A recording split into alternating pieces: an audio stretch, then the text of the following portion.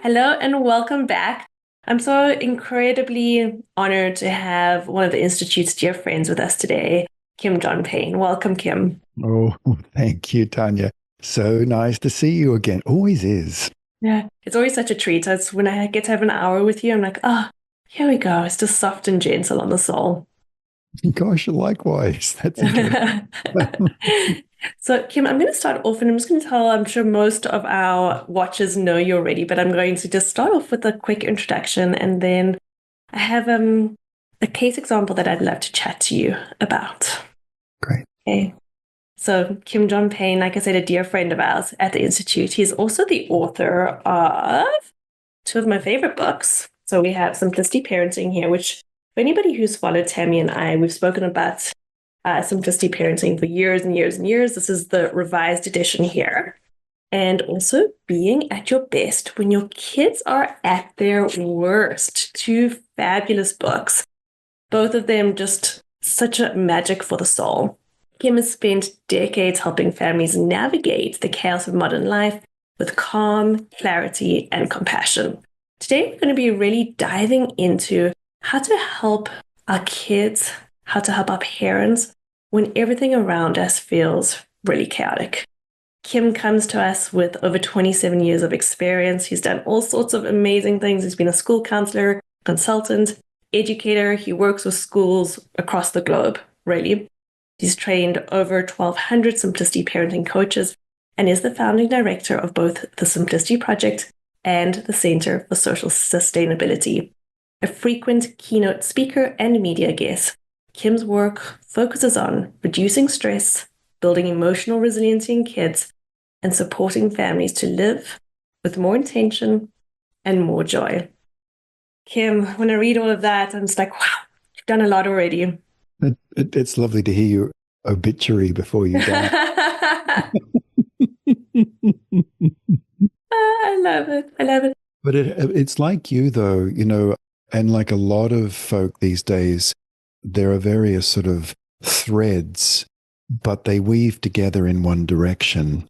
And that's been giving children a childhood. And I think that's what we both get up in the morning and do. That's what we believe in. And yeah, that's when I hear that biography, I think that's the many different threads, one direction. And when you think about the essence of childhood, what is it for you? What comes up for you there? Yeah, when I think about right at the core of childhood is this sort of slow unfolding. It's not so much a development opportunity, quote unquote, like this sort of very fast paced, too much, too soon, too sexy, too young, just this overwhelming pace of life that families, not just kids, but parents as well, are subjected to. When I think about that essence, I think of something just very gently unfolding and being allowed to unfold, having an environment around that supports a slow growth. It's a little bit like my friend Jewel, the singer Jewel, talks about hardwood grows slow in one of her songs. When you see softwood grow, it grows really fast, but a storm comes and they're the first trees to break and blow over. The trees that grow slowly grow strong. And I think that's what we all want for our kids. And more people are coming to understand that growing slow is growing strong. And long after we're gone and our children are still here, they will have those deep roots to go forward without us. And I think ultimately, at the heart of it, a lot of us as parents, it's a deeply sort of saddening thought that we're not going to see our children, most of us, when they grow old. We're just not. There's the nature of things. That's sad, just is. But what we can do is prepare them after we're gone, and even after they're out in the world and we're still here, but we've stepped back in their life, to have strong roots. And we need to grow them slow for that. It's good that Kim, I think as we talk about that slow growing, one of the things that in your book that I love is you talk about us moving towards more of a kind of a value centered family lifestyle instead of a child centered family lifestyle. What does that mean? Yeah, it's a little bit kind of counterintuitive, really, because I hear a lot this term child centered. We have a child centered home. And I really understand that.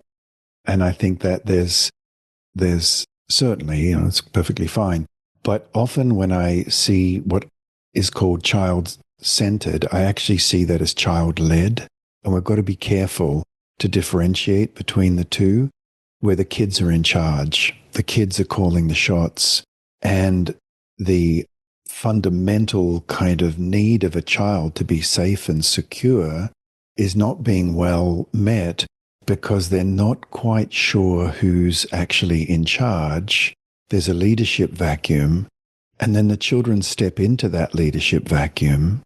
And if you've got a couple of kids, they then start a lot of sibling stress and sibling tensions occur because now they're fighting over who's top dog, who's actually in charge.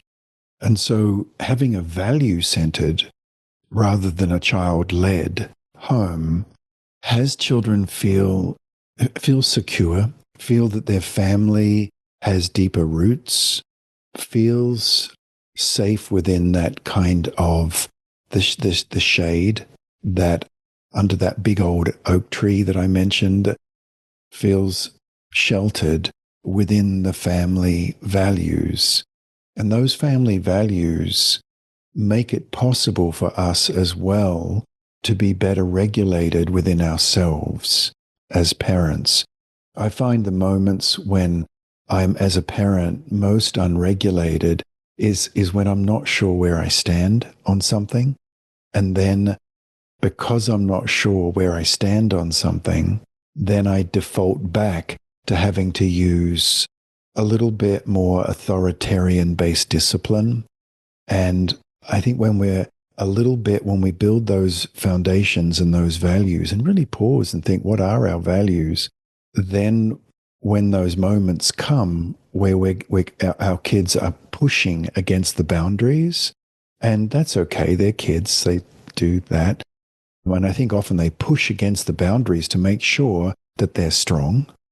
And we're much more likely to be able to stand firm, loving, kind, but firm. And so a lot of this gets back to spending a moment talking with a friend, talking with a partner, with a co-parent, saying, what are our values? Now, some of them we can name out loud, and some, when our kids push us, sort of emerge. There's nothing like a child really doing something that runs counter to our values for us to know what our value is. It's like gives it contrast. But that's what I mean by having a value-centered home. Yeah. It's beautiful. I love that. And as we talk to our kids about our values, one of the key phrases that I love is in our family. Yeah, in our family we try. Not in our family we don't speak like that. In our family we do.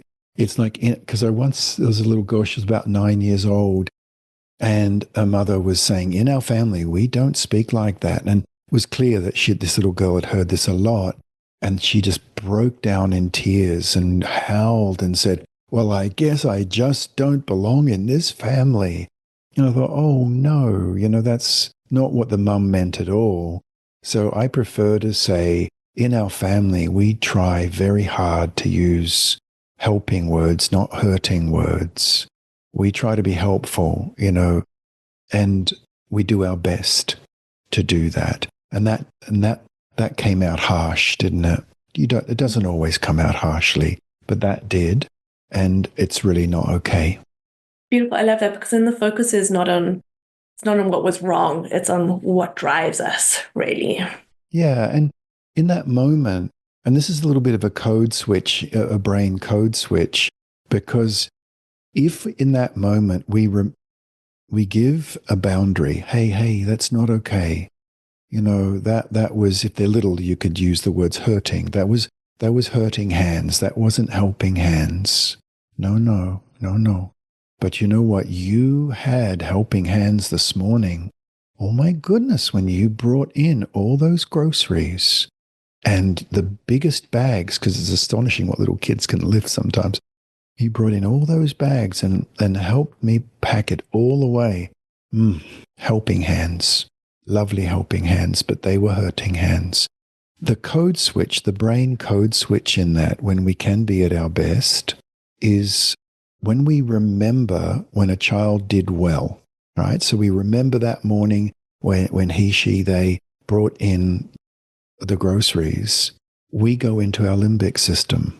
We go out of our brainstem, out of our fight or flight, out of the amygdala, because we've made a picture. We've made a picture of when out, and not just any ordinary picture, but our picture of our child's helpfulness. And because we've made that picture, we are much less likely to get into this personal back and forth with a 9-year-old, a 12-year-old, like they're 5 years old, and we're not. It just feels awful arguing with a child, this little thing.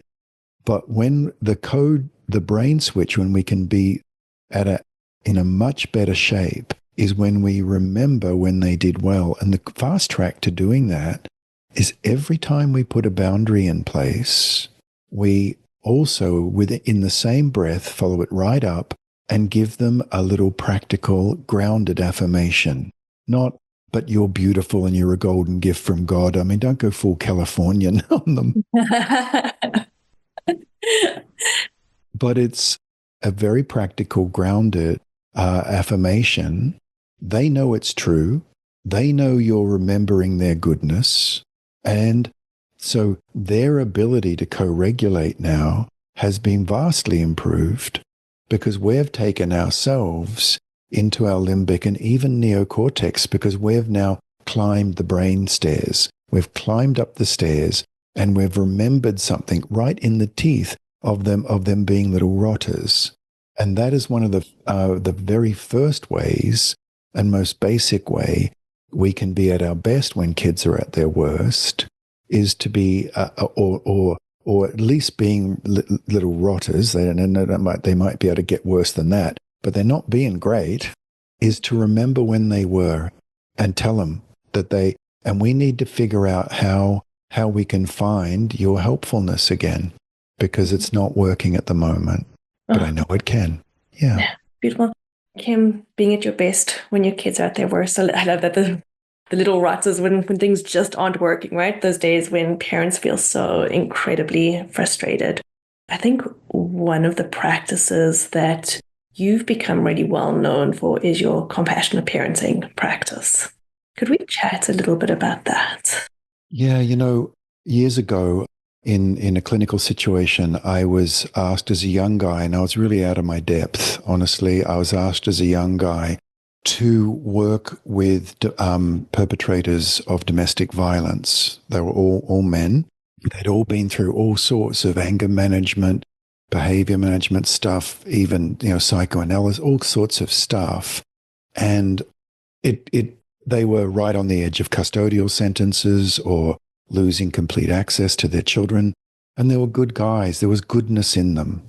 That's perhaps a better way of putting it. There was goodness in them, but they were getting triggered.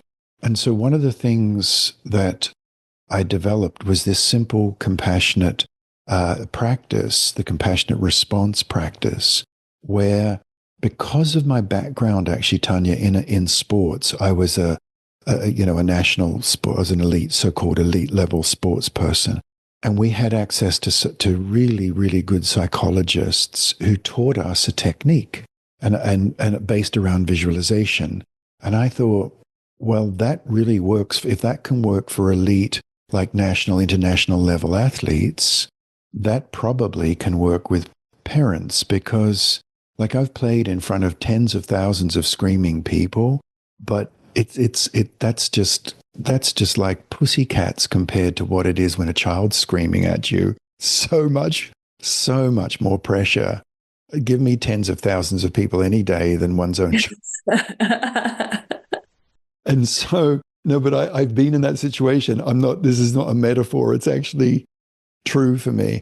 It's harder with one's own child because, like, oh, am I damaging my child? Am I raising a sociopath? Am I a sociopath? Am I like, all this stuff runs through one's mind. Anyway, so I developed this visualization, and when it was put into practice, these over the 4 years I was doing this, not one of these men reoffended, not a single one.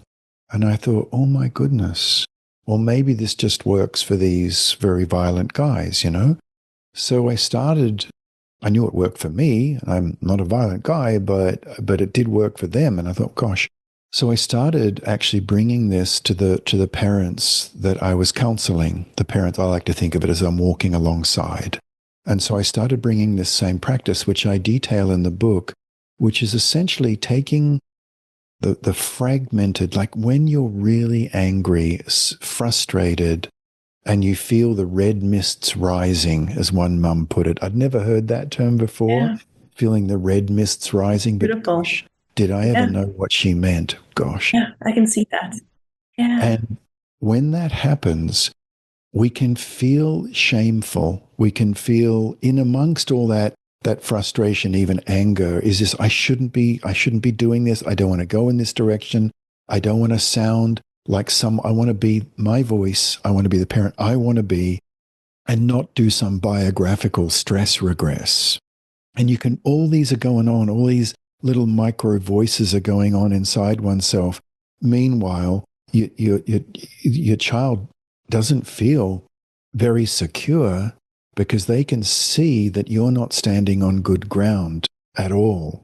And so in that moment, in the book, I talk about just reaching out and just taking all those voices, all that fragmented stuff, and just drawing it in, drawing it close, bringing it in, quietening, coalescing, stilling it, and just accepting that we are less than perfect, just accepting it and letting it be this drop on this deep lake of compassion that we have within us, but self-compassion, just like, in that moment, just accepting that we're not doing well rather than push it away. It's almost like the law of emotional physics. If we push it away, as we tend to do, it's heavier. You push a weight away, you try to hold a weight at arm's length, it gets very heavy. You bring it in and it weighs next to nothing, much, much less.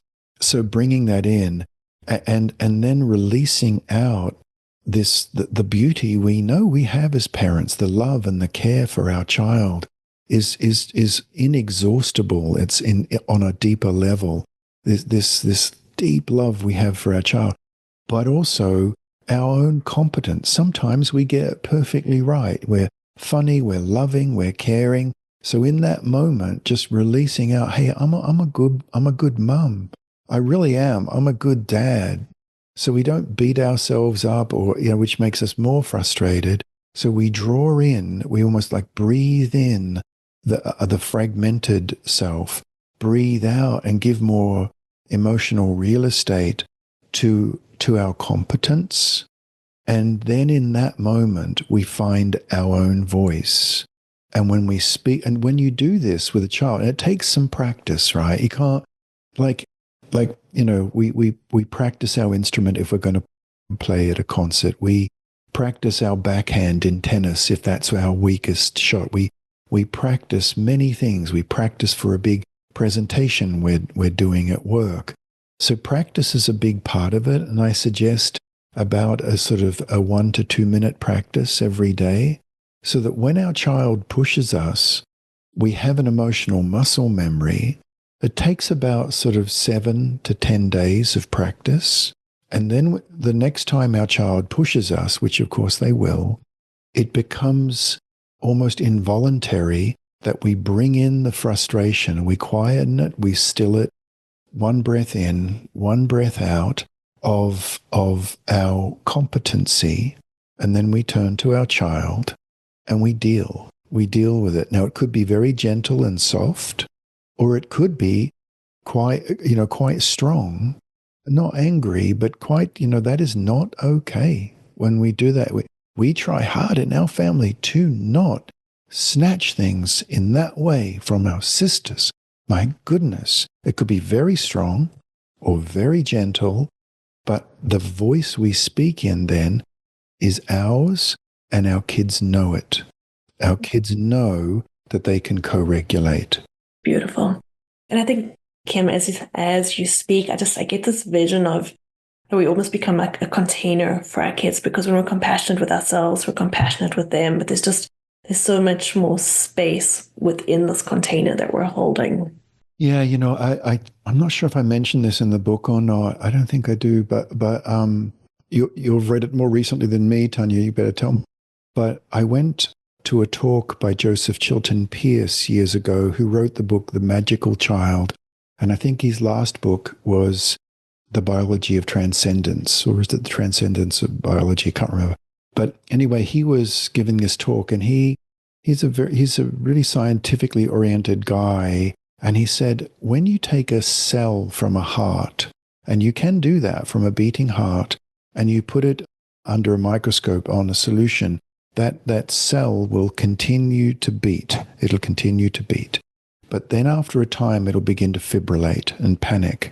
And he said, when it's panicking, if you take a cell from an entirely different heart and put it near the panicking cell, the panicking cell will recover and the two will beat in unison. Wow. I know, right? And he said, so therefore, and he was very forthright. He's saying, and this is not a metaphor.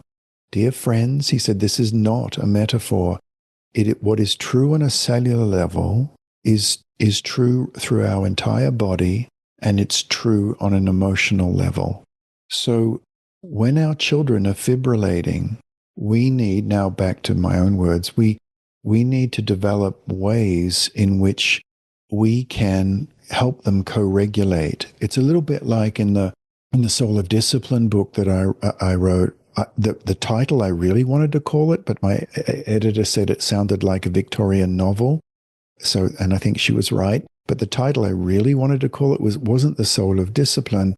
It was There's No Such Thing as a Disobedient Child, Only a Disoriented One.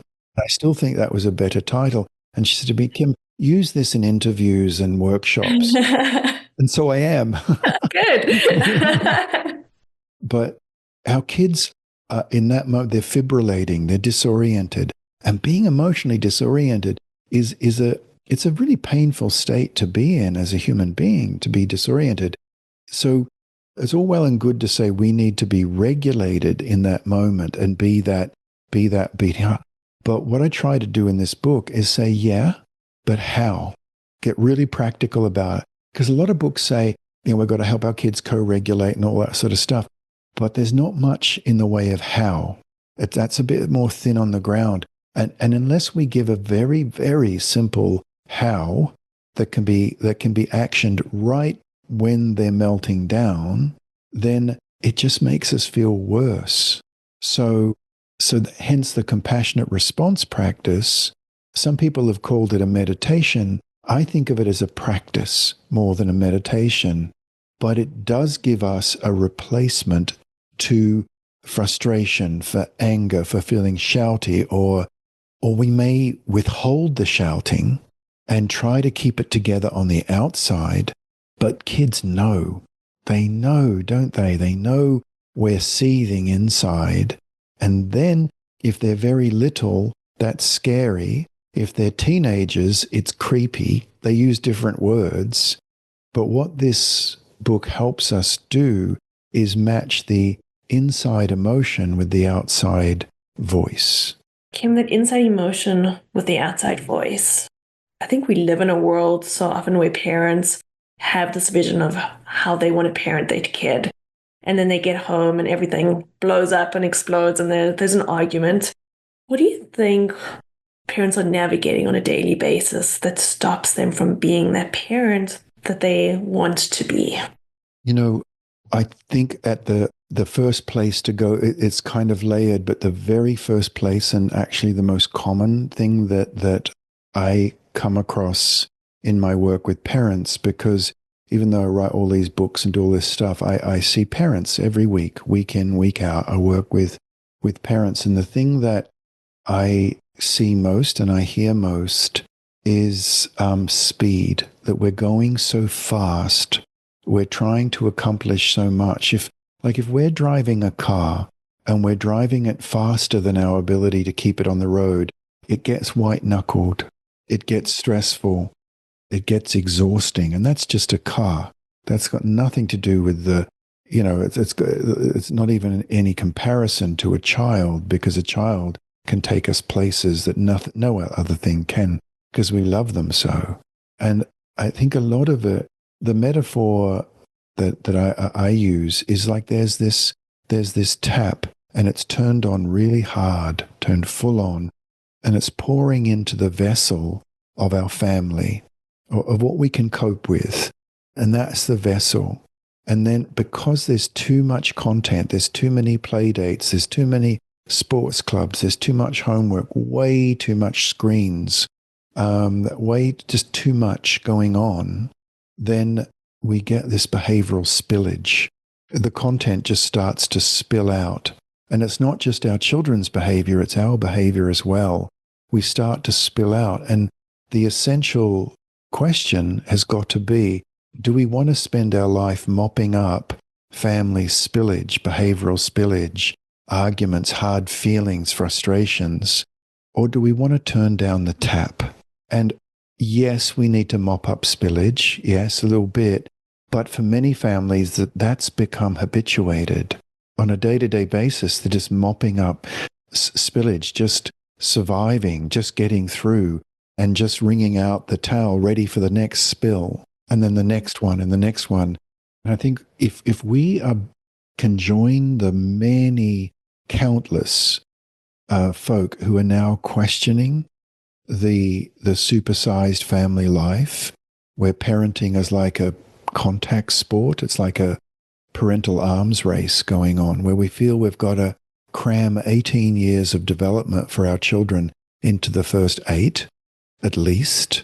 And I think it's more like the first 4 or 5 these days. But if we see childhood, as I mentioned, as this unfolding, gentle unfold, if we really question, do we need to really be in that second travel team? Do we really need to go to that second party this week? Couldn't we spend some more time at home decompressing? That's where we reset our nervous system. We give our parasympathetic nervous system a chance to soothe and calm and quieten and digest all that we've taken in emotionally that week. And we get off this sympathetic adrenaline cortisol fueled treadmill. Then I think we can live closer to what our hopes are for our family, because we have just that little bit more space. It doesn't need a lot. We don't have to get weird. We don't have to move to Mongolia. You know, I was in Mongolia not long back, and don't bother. It's the same. It's the same. It really is. They asked me to do a workshop. There was there was no accident. It's the same. We don't have to be weird about it. It's often just a little 2-degree trajectory shift that over time, when that 2-degree little shift happens, over time, it becomes a bigger and bigger and bigger change. And that little 2-degree shift could be as simple as saying, we're going to declutter a little bit. We're going to organize our home. We're going to organize. We don't need so much stuff. Or we're going to have a little more rhythm, or at least we're going to have a rhythmical bedtime, a predictable, rhythmical, little rituals. We're going to do that. Or there's many ways to do this. The big one is dialing back on screens, because screens are this sympathetic dumping, toxic dumping right into the heart of our family, and it's very overwhelming. It's overwhelming our children's systems. It's flooding them with dopamine, because screens are designed, of course, to be addictive from the ground up. They're designed that way. The programming is designed that way now. And so when we ask our children to do something very ordinary, like turn the screen off and come to dinner, they react like we're a predator, not someone who is curating screens. It's we're taking away their pleasure, their reward, their safety. It's very primitive. And now it's game on. Now the escalation starts. So many escalations in family life start with dopamine-fueled pushback from kids. And yet, as a society, we keep giving them the devices and we keep paying for the service, and we're putting these weapons of mass disconnection in our kids' hands, and we pay for it. We both pay for it financially, but we also pay for it using another meaning. We pay for it with tensions, with arguments, and so if anyone has a family life that just feels hard, that feels fueled with frustrations, disagreements, and so on, one of the things to pause and think about is whether it's worth going on a 28-day screen fast. Victoria Dunkley wrote a book, 28-Day Brain Reset. And one of the things when a parent is getting very, very frustrated, often is suppressed anger and so on, one of the suggestions I often make is go 28 days for the kids, go with a 28-day brain reset. And the comments that come back, oh my goodness, I had no idea how many arguments that screen stuff was fueling. And even if it wasn't directly about the screen, asking them to clean up their room became this ordeal because it wasn't pleasurable and it wasn't rewarding. And I was wiring my kids in a way that everything had to become pleasurable. And caring for our home, which is another way I think of chores as home care, and a different term for chores. But having home care became just nightmarish, and just establishing my leadership and authoritativeness within the home became almost impossible, because the message kids are getting via screens is don't listen to adults. They're negligent, they're disconnected. Don't listen to them. And so that's another major, very practical finding, that a lot of parents who are getting frustrated and angry, when they've got the courage, and this sounds much harder than what it is, to go 28 days just without screens, with the summer coming up here in the Northern Hemisphere, so it becomes much more possible because you don't have schools fueling screen addiction. It's amazing. Schools are like the dealers of addiction these days because they insist on screens. But there isn't, put it this way, in these it's about 8 years since this book came out, there hasn't been a family yet, of the hundreds of families that have had the courage to do this, that hasn't gotten back to me saying that was completely transformational, particularly in terms of my ability to stay centered. Huge, huge, huge. And Kim, as you talk about that tap, the screens obviously are so much a part of that water just gushing everywhere for us, for our kids, for everybody. I went to a conference. I've been applying to go to a conference for quite a number of years now, and I would always get rejected because it was a conference of the premier, like the senior marketing executives to children. And I talk about this in my podcast, but I always got rejected because all they had to do was look up my name, and they'd see me on network, on the NBC Nightly News or Good Morning America or whatever these shows are, being rude about them actually, and so they would reject me. We're not inviting him. Yeah, I know. It's like, please, may I come? But but over COVID, they went online, and so I got in. And the reason I'm mentioning this is there they all were. That it was dominated by the tech folk, but there were also the sugary breakfast cereals, the cool kids clothing, the sneaker manufacturers, but really dominated by the tech folk.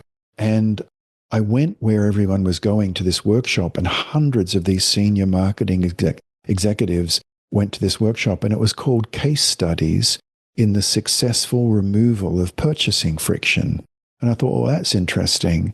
Now, long story short, Tanya, it took a bit slow, I think. It took me about 10 or 15 minutes to finally get it, that we have a new name now as parents. They seldom refer to us as parents using that word, sometimes, but not much. They refer to us as purchasing friction. That's our name now, purchasing friction. And they spend $16 billion a year on removing our values from our kids' purchasing decisions. And over 90% of their expenditure is via screens.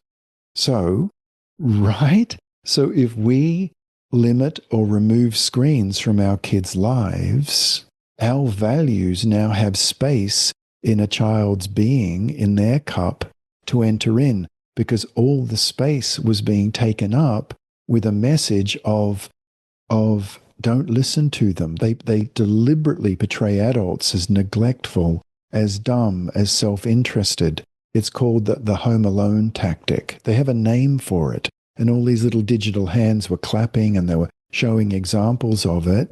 Or they convince us, there's another maneuver that they do.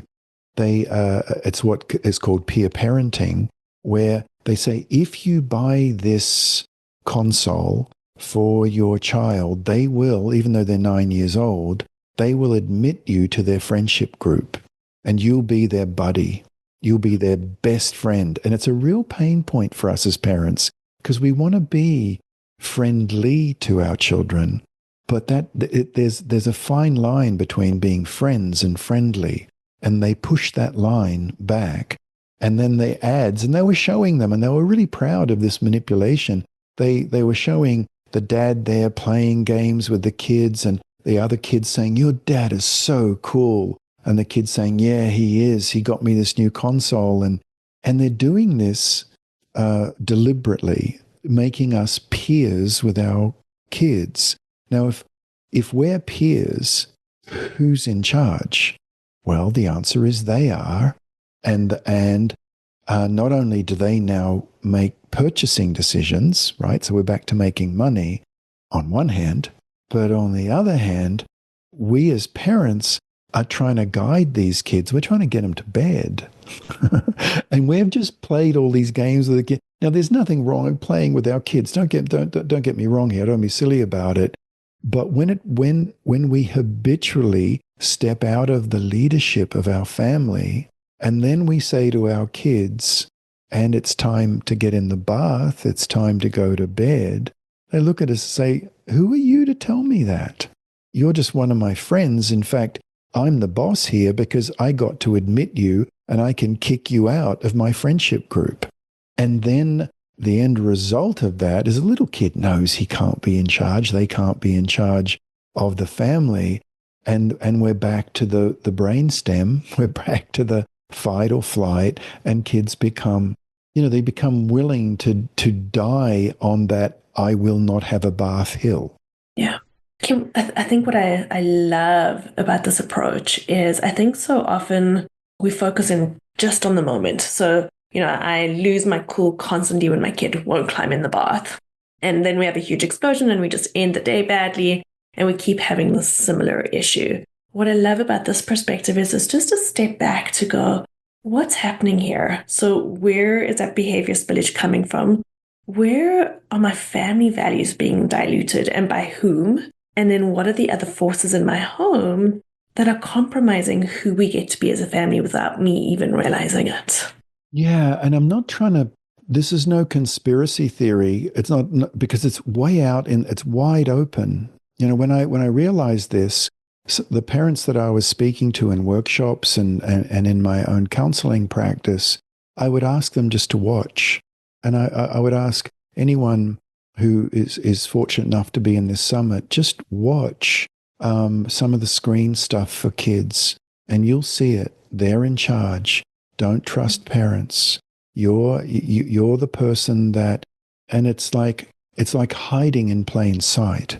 It's no conspiracy. It's very, very obviously done. The knowing this allows us a little bit to get to the on the balcony and look at our family life from above and just hit the pause button a bit and saying, all these forces are pouring into our homes. Screens for sure, but it's not just screens. It's like you put your child in a hockey team or in a soccer team or whatever, and the coach is now saying that there's 2, 3, 4 nights a week practice, a game on Saturday, and you got 2, 3 kids who are all doing that. It ends up unworkably busy. That's the tap again turned on too much. And so it's screens, yes, but it's also lifestyle and life decisions, making decisions about having enough spaciousness in the family. And I think, in a sense, having the courage just to have downtime, just to have what I call giving kids the gift of boredom. Just let them be bored and let them come up with their own activities out of their own creativity and innovation, rather than putting an iPad in their hands and having it be someone else's creativity. Because that's why Steve Jobs didn't have screens for his own kids. His answer was, why would I, more or less, why would I put someone else's creativity in my kids' hands? He just packaged it up in minimalistic, beautiful packaging and sold it to us poor schmucks. And we're bought into it. But if we can resist that and let our kids for 20, 30 minutes be bored, they will come up with stuff to do. And some people have said to me, but Kim, look, the screens and all this activity and all these clubs and all these extra things, this is, it's a little bit FOMO, you know, it's we've got to do this because everyone else is doing it. We've got to do it to keep our kids up. It's the way modern life is, and having children, you know, build forts and having children do projects and do beading or make their own little cubby houses, or, you know, do whatever it is, whatever little thing they're doing with that old shoebox or that old box that the refrigerator came in, you know, and then they're making it a store, and they're making it a rocket and whatever. But that only comes, you know, if we give kids time. And people say to me, that's not the way the world is. And actually, it is the way the world is, because well over 70% of employment now, if you round it up with younger folk, Gen Z entering the workforce, and then the boomers at the other end and so on, the figure is just over 70% of all employment now is self-employed, not benefited. And if we're raising our kids for a world where it's self-employment, project-based, gig economy, private practice, if we're raising our kids for that world, then they have to be self-creative, self-motivating, self-problem solving. And an iPad doesn't do that. It just makes them passive and gives them pleasure for very little input. Now, pleasure for very little input is not the way the world is going.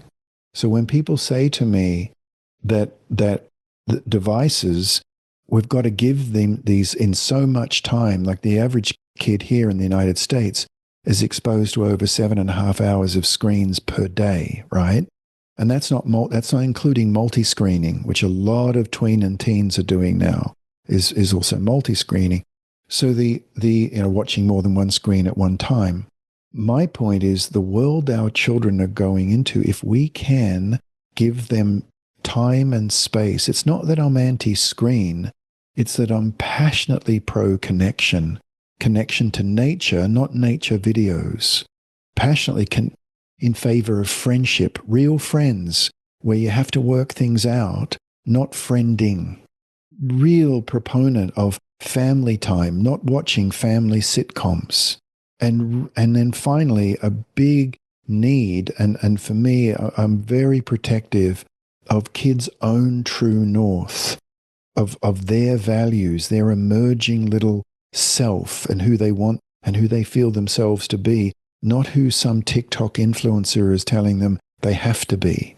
Now, those kids who have those 4 spaces given to them of nature, friends, family, and self, these are the kids I've watched over the years grow up to be really successful in their adult lives, because they're not passively waiting to be entertained and pleasured. Nature, friends, family, and self. It's so anchoring, isn't it? Yeah. It's almost, Tanya, it's almost like concentric circles. Nature, and then inside that is friends, inside that is family, but at the very heart of it is self, is knowing a child for a child to know when they grow up that they're going to follow their own true north, not the magnetic north of toxic pop culture. Yeah. Which I think so many of our kids are losing now. And I think about our parents too, Kim. I think when we talk about being at our very best with our kids, it's the same for us too, isn't it? So I know that when I'm grounded in self and family and connected relationships and nature, I'm far more likely to be the mom that I want to be with my kids. So much so. And also, Tanya, this is the other part about when things go wrong, as they will, like in any family, we lose it, we get frustrated, whatever it is. If we are more centered within ourselves, if we're allowing spaciousness in our homes, just allowing time just to hang out, that's not scheduled, that's just hang out time, where, the kids say, Mum, can we bake? And it's like, oh yeah. And so we're on, and the stuff comes out and we're baking and we're really connecting in that way. When we lose it, when things don't go well, we've got a thick, rich connection with our children in order to be able to correct them. It's like Dr. Neufeld, like Gordon says, connect before you correct or before you direct. Now, I get that. I get what Gordon's saying, connect before you correct. But it isn't just connecting in that moment. It's connecting throughout that week, throughout that month, allowing space for connection on a more sort of subterranean, on a more artesian level. So when we make the correction and say, oh, no, sweetheart, hang on. That came out harshly. You don't always speak like that. Something must be up. No. Like when we were making muffins yesterday, no, it was beautiful. That was fun, wasn't it? And you're like, okay, but it's just not working out. That famous kid's noise. That one. You're about to go downstairs and hear that one, Tanya. But when you get that and you've allowed spaciousness through the whole week of doing these funny little things, that need space, that don't need that tap turned up too hard. So when you do need to step in, you've got this whole foundation of connection underneath you. It's almost like we're through the week, through the month, we're placing credits in the royal bank of connection. So, every time we do something that is just a little bit ordinary, but kind of nice with our kids or whatever, and it's not hurried, and we tell them a little I remember when story, we've got time to tell them a little I remember when, and because if a day goes by when they don't hear an I remember when story, it's a missed opportunity. I remember when you were just the littlest girl. And do you know there was a sparrowhawk that landed right on the handle of your stroller? Now, she's heard that story so many times. I'm not making this one up, by the way, Tanya. It's true. And it was one of my daughters. And what did it do then? Now, she knows what it did then because I've told her, well, it looked at you and you looked at it. You see where I'm going with this. But time to do that, when push comes to shove, it becomes push comes to love. Then we move from shove to love. That could be like a bumper sticker. Move from shove to love. It could be a T-shirt, right? Move from shove to love. But we draw down then on those credits that we've banked, but we've got to allow time to do that. and not have these time bandits of overscheduling, not have these time bandits of our own screen use, and all the little what I recorded. Apparently, it's been the team here tell me one of the most popular podcasts in all these podcasts I do, which are mercifully brief. They're just 10, 15 minutes. Was one that I called micro abandonment, and because every time we're with our kids and they're talking to us, or we're with them and we're just silently with them, but particularly if we're relating to them and we get a notification and we look down, that's a micro abandonment. Every single time we look away at our phone, it's a micro abandonment that builds up a macro disconnection.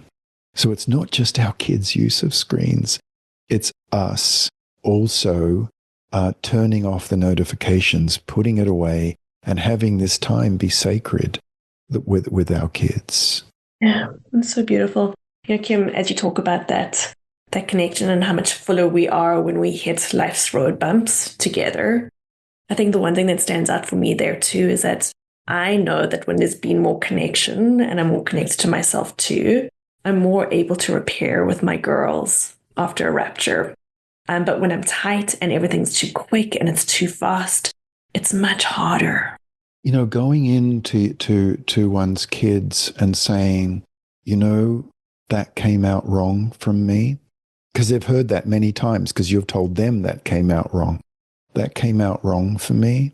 What I really meant to say was, please don't leave your backpack in the doorway, because when we're coming in at night and I trip over it, all the groceries went all over the floor and the eggs broke. I'm not making that up either. Oh, I love these stories. Right? And my tone was edgy. And my daughter said, but I was trying to get in. I dropped it there because I was trying to get in before the puppy peed on the floor. And Tanya, I felt so bad because she dropped her backpack in the doorway because she could see the puppy was about to pee on the carpet. Right? So we figured it out, right? But the ability to make the repair after the rupture is a lot of that is built on having a spacious day before that, and a day before that, and a day before that, because a child then knows that edgy tone isn't habitual, it's occasional. And then we can go back and make the repair because it's not habituated in that way. And that becomes super important.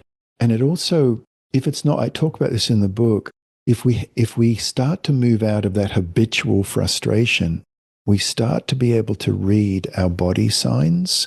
And I spent a bit of time on this in the book. When I was writing it, I thought, oh, this will just be a little bit, but it just kept expanding itself, that our body, the more I researched this and thought about it myself, that our body gives us signals. We'll tighten in the shoulders.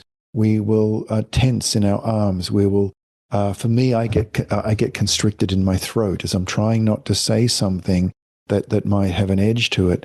I get this constriction in my throat. We all have different places we constrict, where we tighten, and that will often signal to us a good 3 to 5 seconds, which is quite a lot in terms of brain activity. It gives us 3 heartbeats, 3 breaths maybe, to not go there. If we say, oh, my throat is getting really tight, and then all we need to say to our kids in that moment is, sweetheart, just give me a minute. That's it. I mean, after all said and done, the whole being at your best when kids are at your worst book, if all a parent does is come up with this, just give me a minute, know where the tensions are in your body, and say to a child, give me a minute, then you don't have to buy this book anymore. Honestly, that's it. It's like, just because you've slowed it down, just give me a minute. In our family, our kids have heard us say this a lot. Nothing gets worked out when we're worked up. Nothing. Give me a minute. Nothing gets worked out when we're worked up. They've heard that so many hundreds of times. And when they're going at each other, hey, kids, nothing gets worked out when we're worked up. We're just gonna have some calm down time. No, no, no, no. We'll sort it out later. No, no, really. We'll sort it out later. Nothing gets worked out when we're worked up. That together with the give me a minute when we feel the body clench, that then gives us the space to be more the parent we want to be. And if we can just tune into our bodies, like I know people, is it in this summit, Tanya, that Steve Bidoff's into?